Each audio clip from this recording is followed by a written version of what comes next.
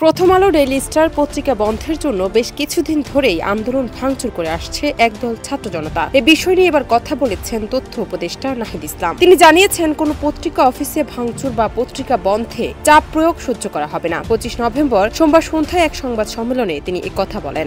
কোনো পত্রিকা অফিসে ভাঙচুর করা, সেটা পত্রিকা বন্ধের জন্য চাপ প্রয়োগ করা, সেটা আমরা সমর্থন করি না। ভাঙচুরের ঘটনায় যারা জড়িত তাদের বিরুদ্ধে অবশ্যই আইনগত ব্যবস্থা নেওয়া হবে। ওয়ালটনের পণ্য কিনে জিতে নিতে পারেন নগদ 20 লক্ষ টাকা। Double million offer! Walton fridge কিনে পেতে পারেন 20 লক্ষ টাকা। রয়েছে কোটি কোটি টাকার নিশ্চিত উপহার।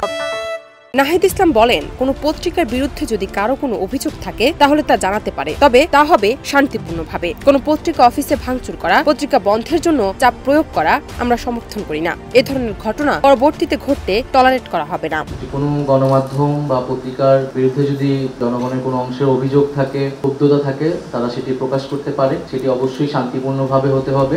তিনি আরো বলেন, ভাঙচুরের ঘটনায় যারা জড়িত তাদের বিরুদ্ধে অবশ্যই আইনগত ব্যবস্থা নেওয়া হবে। আমাদের আহ্বান থাকবে, মানুষের যদি ক্ষোভ থাকে তাহলে যেন শান্তিপূর্ণভাবে প্রকাশ করে। শান্তিপূর্ণভাবে যাতে প্রকাশ করে। মানুষের সভা সমাবেশের অধিকার রয়েছে। মানুষের সভা সমাবেশের অধিকার আছে উল্লেখ করে উপদেষ্টা নাহিদ আরো বলেন, সুনির্দিষ্ট অভিযোগ থাকলে সেটার জন্য আইনগত পদক্ষেপ নিতে পারি। আমরা আহ্বান জানাবো যেন কোনো অনাকাঙ্ক্ষিত বা অনৈরাজ্যকর বিষয়ে জনগণ অংশ না নেয়। বাংলাদেশের ভাবমূর্তি নষ্ট হয় এমন কাজ থেকে আমরা বিরত থাকবো। নৈরাজ্যকর পরিস্থিতিতে যাতে জনগণ অংশ না নেয় এবং বাংলাদেশের ভাবমূর্তি নষ্ট হয়, এরকম কাজ থেকে যাতে আমরা বিরত থাকি। জান্নাত নিপু, দেশ রূপান্তর।